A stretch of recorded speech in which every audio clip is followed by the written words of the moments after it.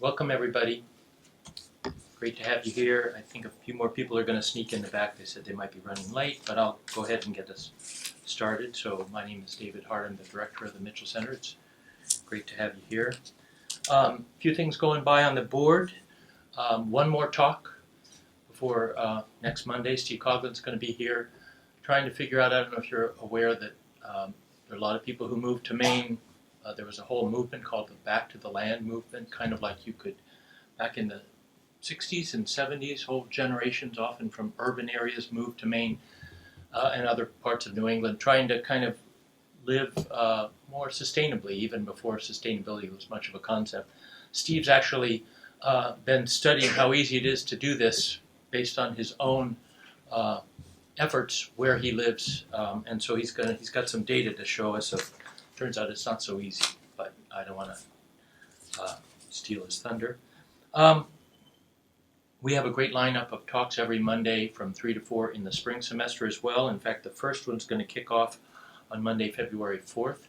And Andy Cutco, who's the Director of Science for the Nature Conservancy, will be here, especially to kind of talk to students and faculty about the Nature Conservancy in Maine and kind of what its needs are for research, especially whether there are faculty and students here who might be able to help TNC do a better job of doing the conservation work they do throughout the state. And honestly, I think the Maine chapter of the Nature Conservancy is a global leader, so I think there's some opportunities for faculty and students to get to align their research with those needs in ways that will look like a model for other programs in the U.S. and around the world. So that's kind of exciting. Yeah, so that's Steve's talk next week. 2 weeks from now, they're right at this time, there'll be we do an awards celebration for research projects that students and faculty are involved in. So you can nominate people using that information. You can nominate a group that's doing work that you think is good, or a student you know who's doing great stuff. And it's also kind of like a holiday party, so please, everybody's welcome. So now it's my pleasure to introduce our speaker. Erin Simons-Legaard is an assistant research professor in the School of Forest Resources. She did her Ph.D. here. She's a forest landscape modeler, but she has biology degrees from NC State, where I was a few days ago, and Idaho for her master's. So she's a real expert in ecological forecasting, looking at kind of interacting effects of things like landscape change, both human and climate change issues that are kind of and natural disturbance that are all interacting to change both resource sustainability, wildlife habitat.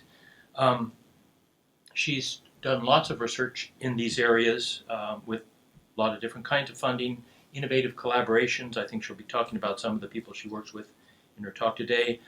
One of the things, the Mitchell Center funds research projects on a modest scale, and we funded a piece of some of this. I know she's gotten funding from a lot of sources, but turns out that Maine is a national leader in sustainable forest management, but it's still a bit unclear exactly how well that's working. Their certification, you know, when you go to the store and you can buy paper products or other things, they can have little stamps on them that say things like the FSC or SFI. Those stand for certification practices that everything is being managed in a sustainable way, but the data to really nail that down aren't always there. And that's where Erin and her colleagues kind of stepped in to try to figure out whether we know where things stand there, particularly this concept of whether forest growth exceeds forest harvest rates over the long haul, which is kind of one way to think about sustainability. I have had the pleasure of attending a stakeholder meeting that Erin and her colleagues led to talk to large forest owners, including the Nature Conservancy, come to think of it, about this kind of work. And I think what they've really shown is that when you have a big landscape, all one kind of big forest, but it's divided into chunks, that getting the coordinated management across those scales is really important and not so easy. So it'll be interesting to hear what she has to tell us today about that work. Welcome, Erin. So thank you all for coming. It's nice to see some friendly faces.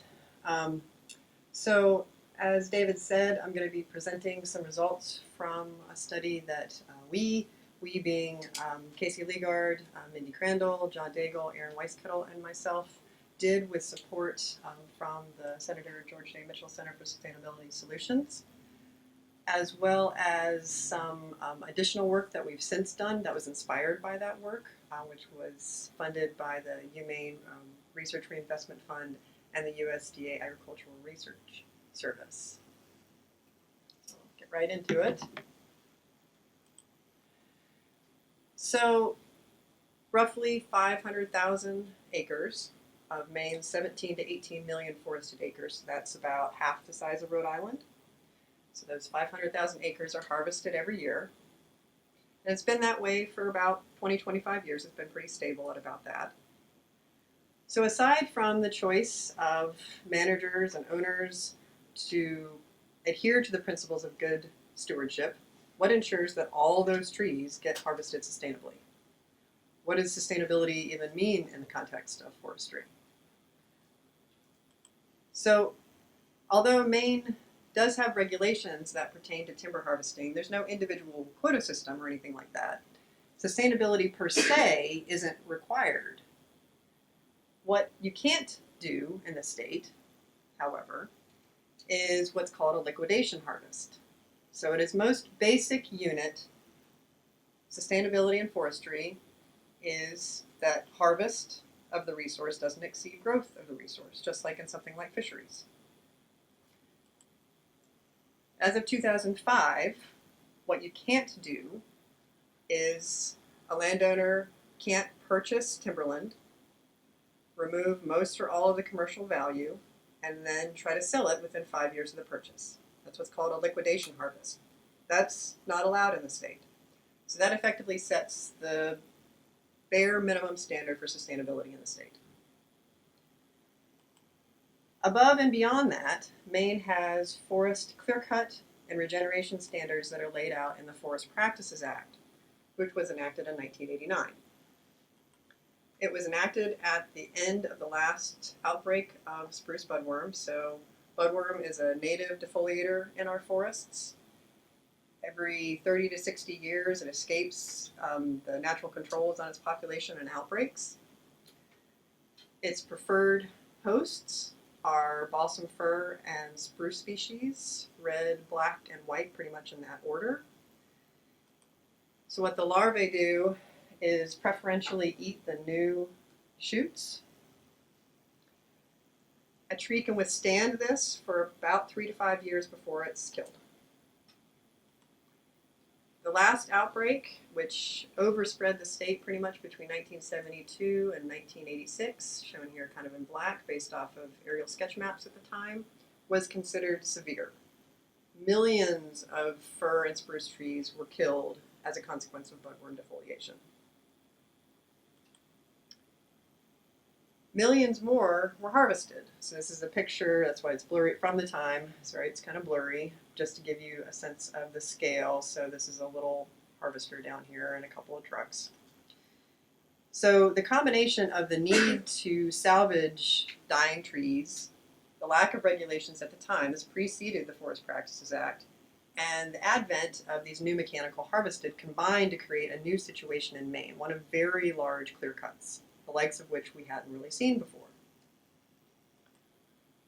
So in response to a public referenda at the time and in recognition of the unsustainable nature of what was happening at the time, the Forest Practices Act was passed. And in a nutshell, what it says is that if timber harvest results in a clear cut that's larger than 5 acres, there have to be separation zones between adjacent clear cuts, and regeneration standards have to be met.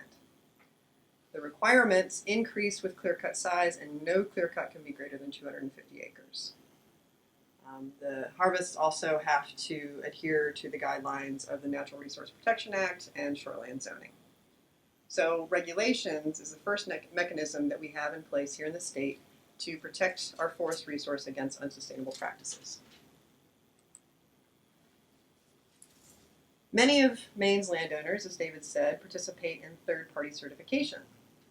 So this is a mechanism that instead of being regulatory and punitive is voluntary and incentive-based. So these are programs that are sponsored by the entities like the Sustainable Forestry Initiative, SFI, or the Forest Stewardship Council, the FSC. So certification incentivizes best practices by creating the potential for additional market value. So it assumes that people, we, will pay a premium for wood products like lumber and paper that we can feel some assurance were grown and harvested in a sustainable manner. So in a complete chain of custody, wood moves from certified forest to a certified operator to a certified mill. Certified companies have extensive guidelines they have to follow, and they're subject to periodic audits. Maine has long been a leader in forest certification. The last time I looked, we had more acres certified than any other state at 9 million acres. So in the state, we have top-down regulations of harvesting practices with oversight by the Maine Forest Service. And we have voluntary certification that focuses more on outcomes and less on limiting specific practices. And we have landowner objectives. Last but certainly not least, probably the most important factor to consider in terms of landscape impacts. Now, both regulations and certifications have received some criticism in their ability to actually safeguard against unsustainable practices. So beginning with the Forest Practices Act, it had some unintended consequences. Most importantly, in attempting to prevent against very large clear cuts, it inadvertently encouraged many small clear cuts in its place.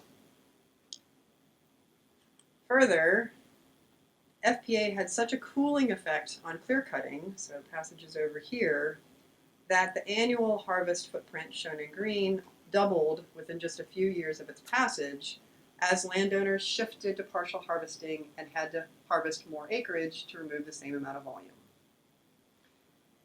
So in response, now most harvesting is in the form of partial overstory removals, which are largely unregulated. So in response to these criticisms, the Maine Forest Service has started pursuing a new forest policy initiative called outcome-based forestry. So in a typical OBF agreement, a landowner agrees to demonstrate measurable progress towards Maine's sustainability goals, which I'll tell you about in just a minute, and in return is exempted from certain regulations of the FPA. So a landowner might, for example, be able to harvest more than a clear cut that's greater than 250 acres. So there are 9 criteria associated with the sustainability. They include soil and water quality, timber supply, aesthetics, biodiversity, public accountability, forest health, and social and economic considerations.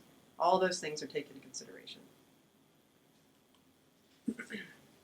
Now, proponents suggest that even though the restrictions are being lifted, the OBF process provides much greater input and oversight of all harvesting, including partial harvesting.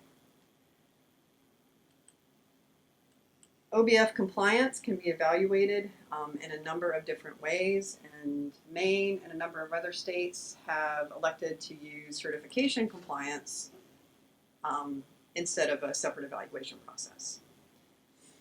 The potential problem with that is that assumes certification is doing its job. So in 2014, researchers in the School of Forest Resources raised some concerns that maybe forest certification wasn't necessarily doing the job we thought it was, particularly that ensuring that harvest wasn't exceeding growth on certified lands. This was a project funded by the Northeastern States Research Cooperative. This is the final report, which is available on their website. So their analysis was based off of data from the U.S. Forest Service Forest Inventory Analysis Program. So the U.S. Forest Service conducts rolling inventories of plots that are distributed across the United States. There's about 1 every 6,000 acres.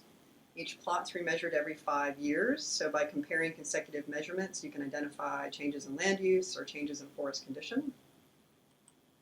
So this was their study area in green, and the little dots distributed across there are the FIA plots that intersected. So for each plot, they measured how much tree volume had increased from growth or had been reduced from land use. And they pooled and compared across certification status circa 2012.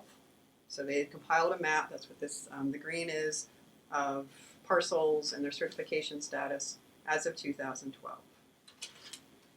They concluded that between 1999 and 2012, harvest exceeded growth on privately owned certified forest land in a ratio of about 3 to 4, or 4 to 3. Now this created quite a stir at the time, but it really shouldn't have been a total surprise. If you actually look at the FIA reports, which they put out every 5 years at the end of a cycle, they summarize their own data by what they call these mega regions. This is from their 2008 report. And you can clearly see in the northern mega region that removals in the dark blue exceeds growth. In other areas, growth exceeds harvest, and for the state on the whole, we're in a net positive. But the northern mega region, which overlaps pretty significantly with their study area, can have a negative growth ratio. So it shouldn't have been a big surprise, but it was to some people. And for us, although we weren't surprised, it did make us start to wonder about this new connection between certification and OBF. So the project that we proposed to the Mitchell Center was basically about this. It wanted to ask the question, do we know enough yet about how certification influences forest and harvest sustainability in the state? And beyond that, does harvest versus growth even tell the whole story? Are there other things that we should be looking at? What do forest managers measure when they're tracking sustainability? We also had a couple of issues with the analysis, and these were issues that the researchers knew about, which we could potentially address. So the public data that they used, the lat long for all of these points, aren't true. So the FIA does what they call fuzzing and swapping of all of their locations. So 20% gets swapped. They get totally moved from their actual location. The rest are fuzzed, which means they're within a half to a mile of their actual location. So the actual true locations are private. They're confidential. But we have a long-standing MOU with the U.S. Forest to use the actual spatial location. So this was an issue that we could deal with. The other thing is that certification status is not static. So their sort of picture of certification as of 2012 was just a snapshot in time.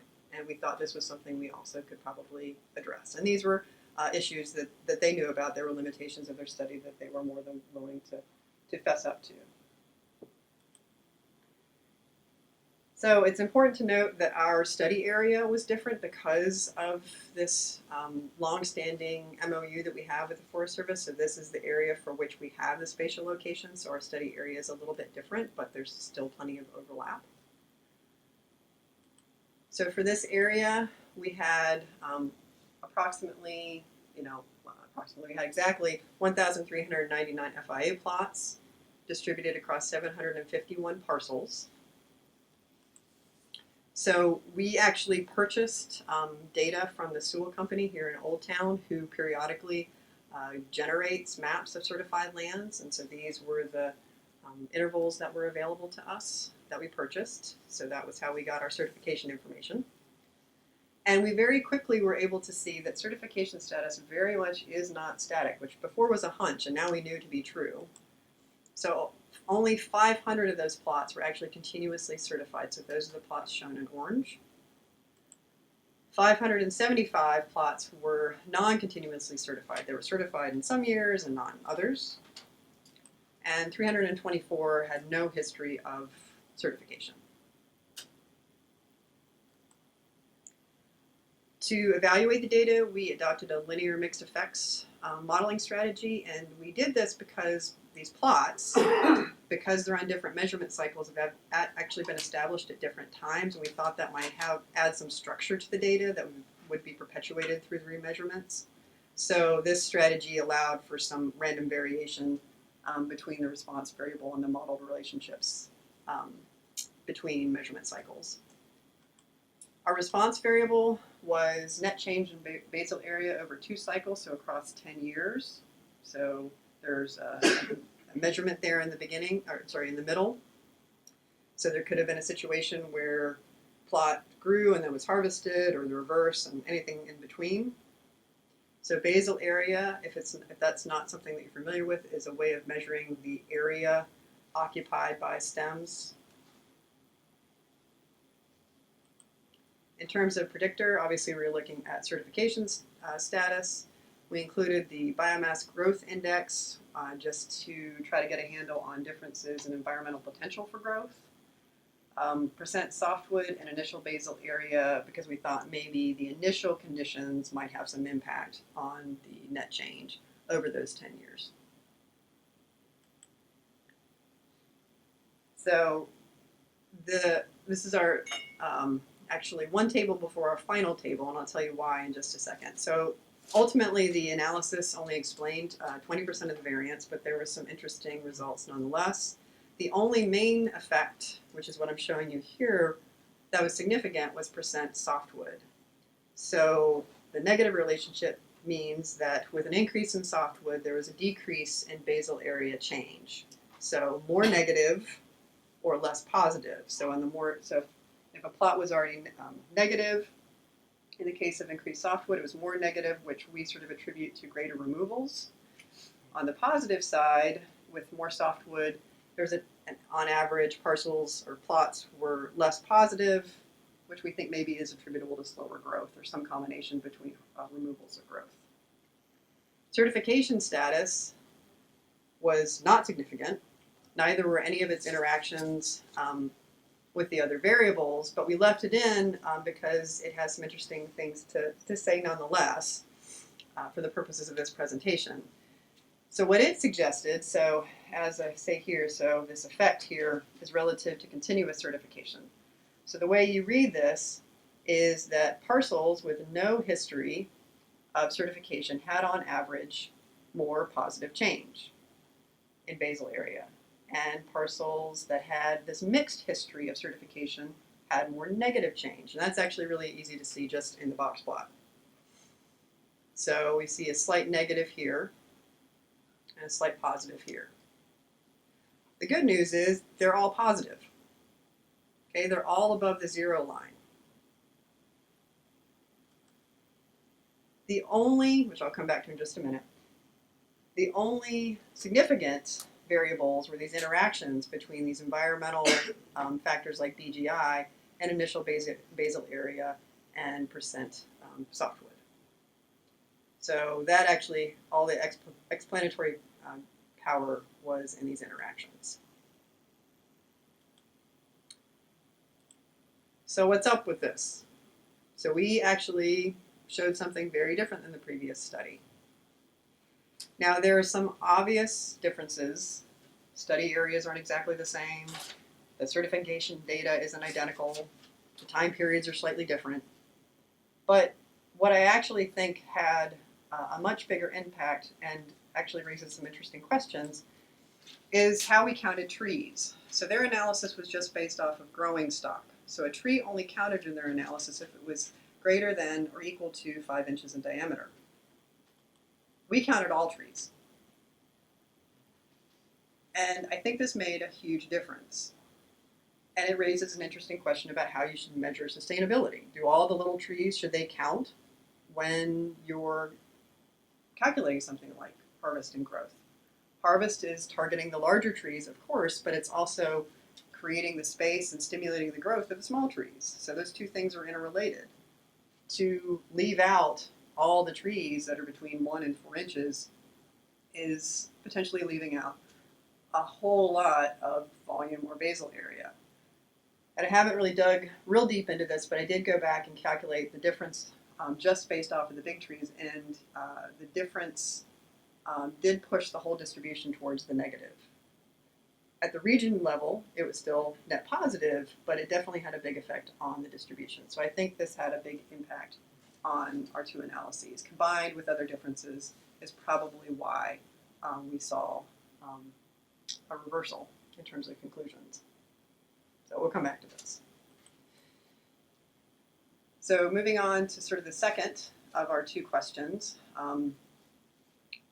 what we decided here is that we wanted to develop a plan to engage forest managers, the people who are actually making these decisions, so they could tell us about how they, what sort of metrics they use other than harvest growth to measure sustainability. So we hosted a workshop in the February of 2016, the stated goal of which was to identify Maine's challenges in achieving sustainable forest management. The attendees included forest managers of state-owned lands, family-owned corporations, timber investment management organizations, and non-governmental organizations like TNC. The participants, it's been great, have continued to be supportive, with many of them providing letters of support for that subsequent funding that I mentioned in the beginning. So the group worked through a number of guided exercises exploring different aspects of sustainable forest management. So the first thing we asked them about was metrics. How do they measure and track sustainability? This list is not exhaustive, but it's pretty comprehensive. So they mentioned the stocking of large diameter trees, so the number and the density of large trees.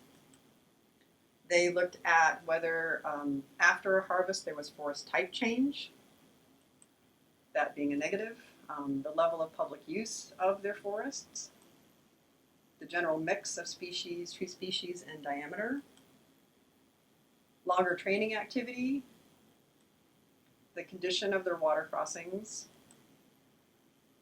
biodiversity, so how are their wildlife habitat distributions looking, whether there were pests or pathogens present, the carbon stocking, and how the regeneration was doing post-harvest. So again, not exhaustive, but pretty comprehensive. And then we asked them about challenges. So they told us how they measured things, and we wanted to know, okay, well, what gets in your way to achieving your sustainable forest management goals? For that, top of their list was just this need for more and more data. And then the trifecta, time, money, and manpower. They talked quite a bit about sort of the uncertainty that's created by the expectation of maybe future changes in forest policy.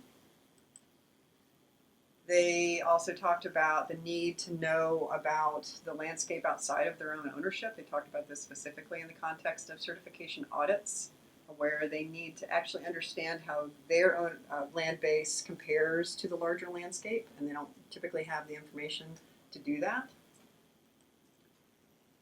This one really resonated with me, this need to have simple metrics for complex topics.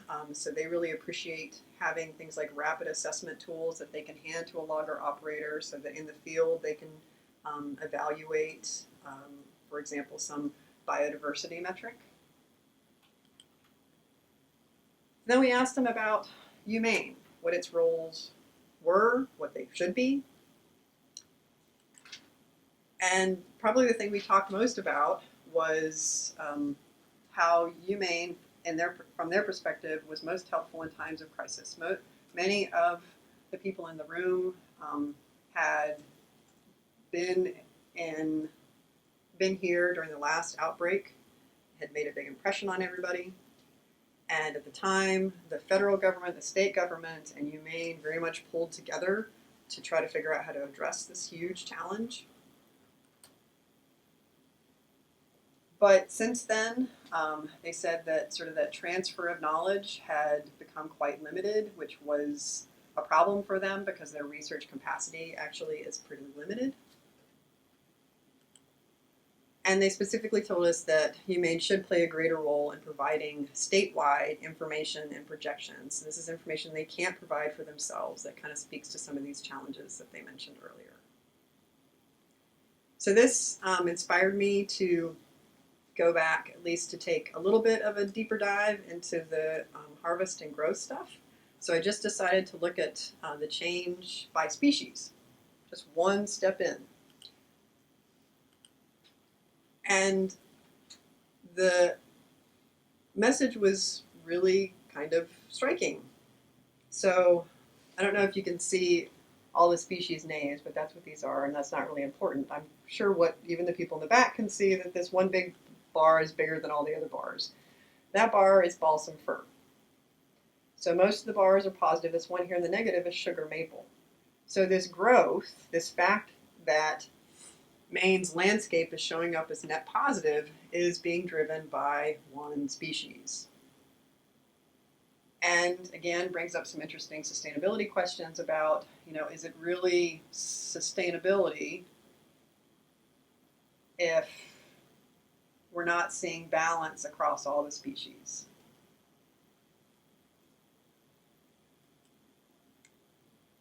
We also looked at this list and said, okay, what can we do to help? At this point, we hadn't really embraced tech transfer yet. All of the products that we had been creating were just for research purposes. And so this is where we pursued additional funding from the Research Reinvestment Fund and ARS to specifically try to help with this sort of cross-section of issues. So wildlife habitat, in this case pests, this need for more data, enabling landowners to monitor across ownerships, and providing statewide data. And the reason we're in a position to do this, we have an MOU with the Forest Service because we use that as reference data for mapping tree species distributions across northern Maine. So this is our study area, like I said before. It's a very large area, it's 10 million acres, and we use the FIA data to map tree species distributions as well as timber harvesting disturbances. So these, again, are the 4 host species for spruce budworm, which are always a focus for us because budworm is back. So this is, this area here is up in Quebec. So red is bad, green is bad but not as bad. So this is the area that's been defoliated in Quebec since 2006. It's about 60,000 square kilometers. So budworm, you can see right here's Maine. There's some defoliation right there, right beside Maine. It's also now starting to happen in New Brunswick.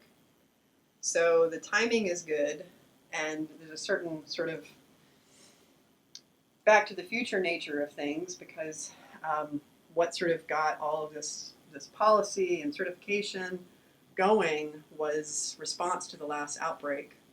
And now we've got another one, the next one coming.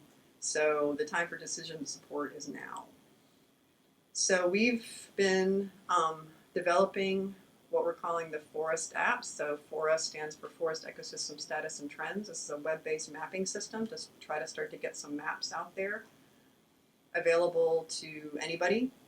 So it'll act as a repository for the monitoring data that's happening. So this is a cooperative effort between landowners and the Maine Forest Service through the Cooperative Forestry Research Unit. So these dots are all locations where pheromone traps have been collecting data about spruce budworm moths.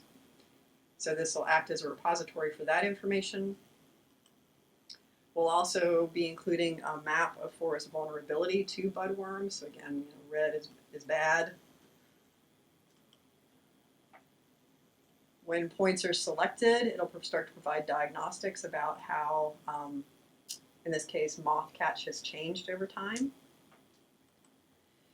You can select townships and get summaries of the area in high-risk forest. So one of our intents in this is to make sure that all landowners can identify their high-risk forest so they can consider their management and mitigation options. We also want this to be something that can start to also identify areas of potential conflict between management objectives. So this area that's highlighted here is area with a high probability of occurrence for Canada lynx, which is a federally threatened species in the state that occurs in northern Maine. And you can pretty clearly see how this area of high probability overlaps with area with a lot of risk. So landowners are going to have to kind of think about, well, if I try to mitigate risk by removing some of those host trees, I'm also going to be impacting areas that are foraging habitat for lynx. Those are just some of its functions. This is very much a student-driven effort. Our lead programmers are all students, so 2 graduate students and multiple undergraduates working both on the front and the back end. It's been a lot of fun. And if you're interested in getting a hands-on demo in the next couple of weeks, we're actually going to be starting to look to get feedback. So let me know. So do we know enough yet? Certainly not. But here's what we feel like we've learned over the last couple of years. So certification status, very much not static. Only about 40% of our plots had a continuous certification status. But certified or not, our results suggest that harvest did not exceed growth between 2002 and 2016. So that's the good news. The bad news was that that growth was not balanced across species, and in fact, most of that growth was balsam fir, the preferred host of spruce budworm.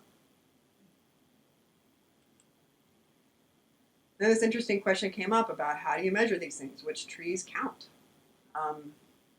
So should trees that are just greater than 5 inches DVH count towards measuring harvest sustainability, or should all trees count? But our work with the forest managers told us that harvest versus growth is very much not the whole story. They think about forest sustainability quite seriously, certified or not. They think about it very broadly, with a long list of things that they measure as part of their internal tracking of sustainability, which is probably the best news because I think we're in good hands as we sort of address these challenges that are coming our way. So that's actually what I brought for you today. Thanks much for your attention, and I'm happy to take any questions.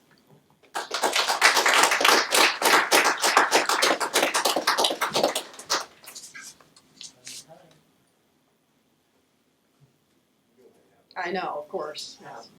In your discussions with the managers, did they mention the concept of commercial sustainability? Because one of the issues that strikes me, Erin, of course, this is not new to you, but perhaps for some folks in the audience, when you intensively harvest a mixed or coniferous stand, and the data suggests that coniferous stands may be disproportionately being harvested, you get a high density of balsam fir oftentimes as a pioneering species.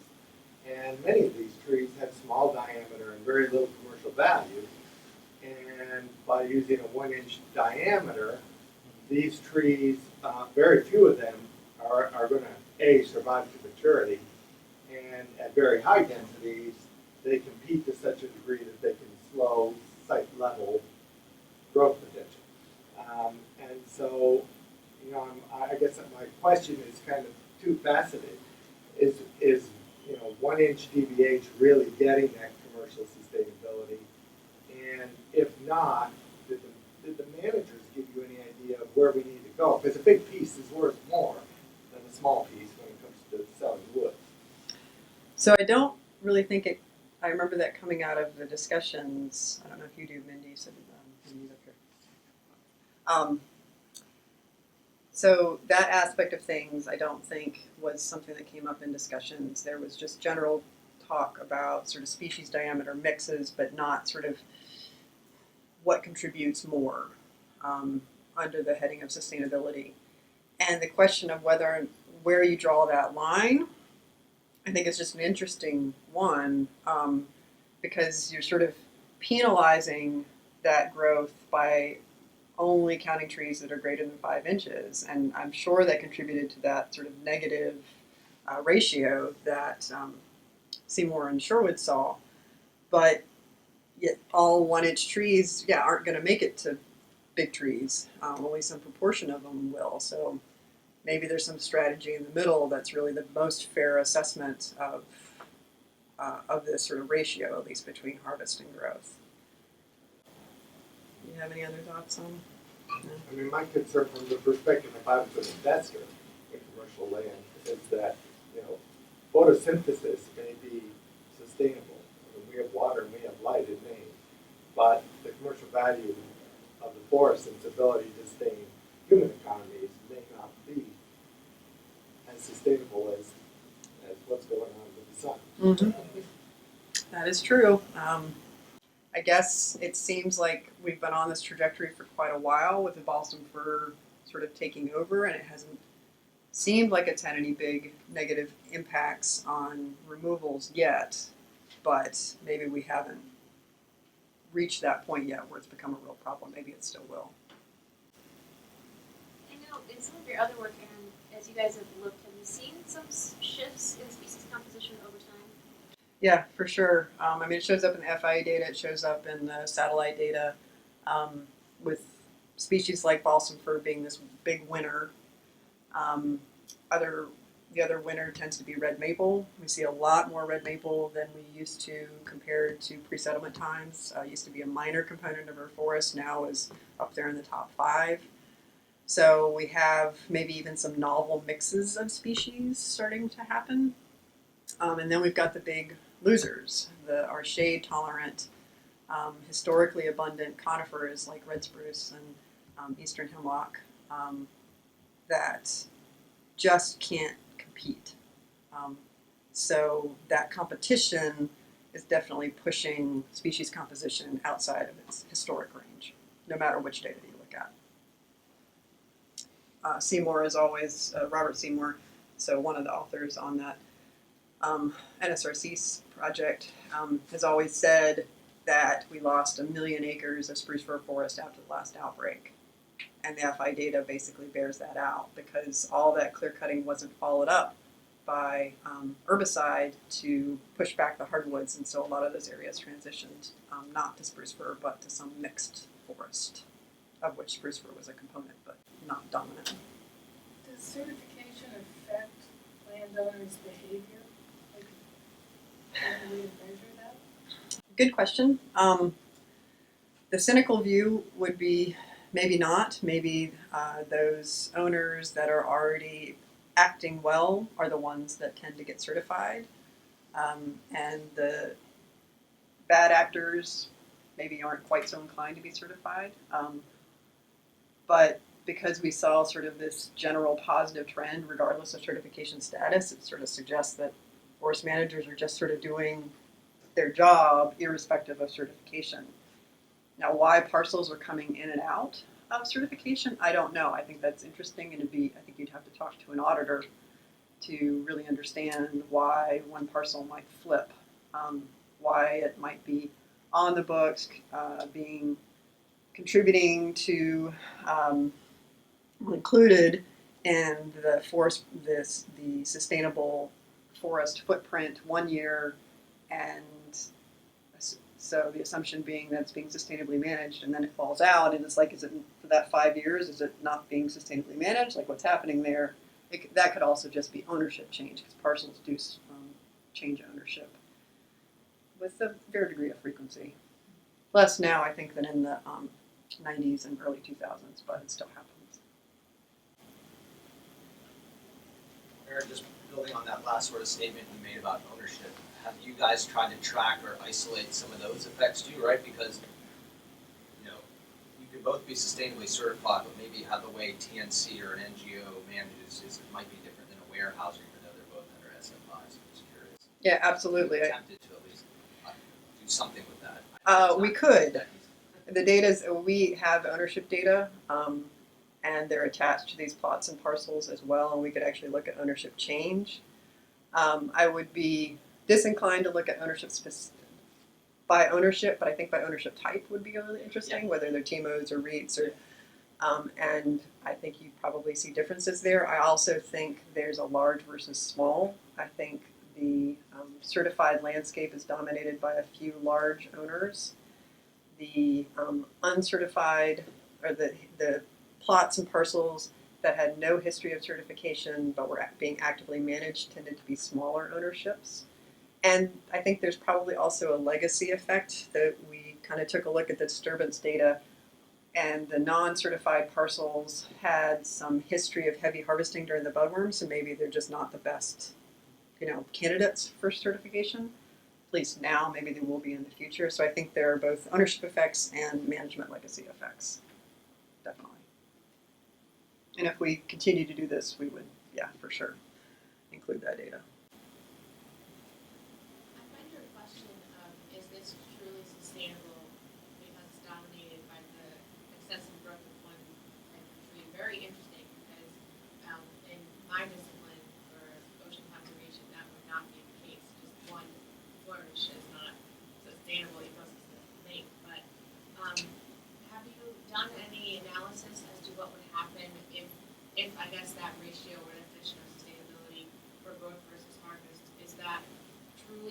only based in a positive because of this one species flourishing? Because if the mudworm do come down and they completely diminish that, then are we truly not sustainable because we rely so heavily on that one type?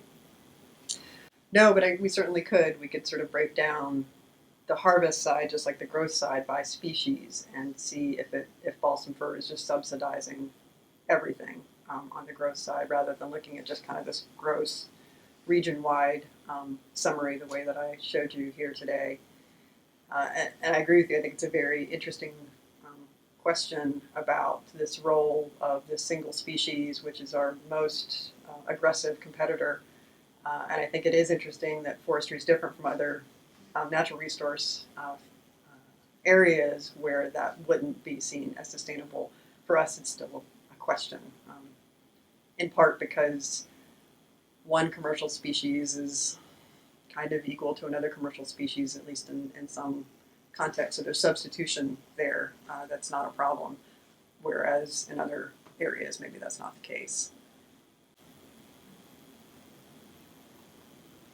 I was really interested in the ways in which, as this project has evolved, and you had that meeting with stakeholders in 2016, and that made you think about some questions and some connections that you then pursued. What have you learned? Like, for example, have you had a chance to share these kinds of results with some of those stakeholders? And a lot of people in doing this kind of sustainability research find these kind of iterative processes of, okay, so we thought you were kind of mostly concerned about this, and then we worked on it, and now we can see that there's some other things you will also want to know about. What have you learned about that process?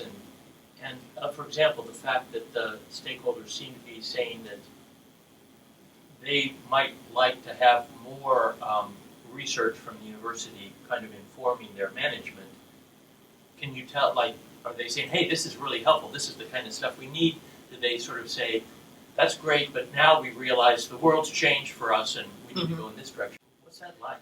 I think it's been mostly positive. I have presented to the Cooperative Forestry Research Unit, so that's a group of, there's sort of a co-op of forest landowners that work with the university. They actually pay into a pool of money that you can submit grants to. They've been funders of ours of other work, and I was at their April meeting, sort of basically running down some of these results and giving them a heads up about the Forest app.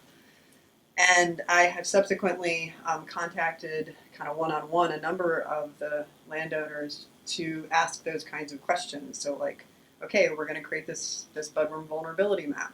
What do you think of that? And some of them actually have a preliminary version of it, so we've use them to kind of ground truth it for us, like, okay, is this information useful? How are you using it? And so far, all the response has been positive. So I'm excited that we're getting to the point that the app's ready enough that we can take it to the streets and see if not just the information, but sort of the way that it works is going to provide the kinds of diagnostics and summaries that they're also interested in. I'm trying to think about if there's any areas they've identified that are sort of the next thing after this, but I think budworm is still kind of dominating the conversation because it's probably going to come to some degree, and everybody's still sort of tooling up to figure that out, which is why we sort of base the Forest app kind of around decision support for that one issue. Maybe once we get past the outbreak, we can sort of, it can become something else, not budworm specific, the way that it is now. Any other questions? Well, feel free to hang around, but let's thank Erin for a great Thanks.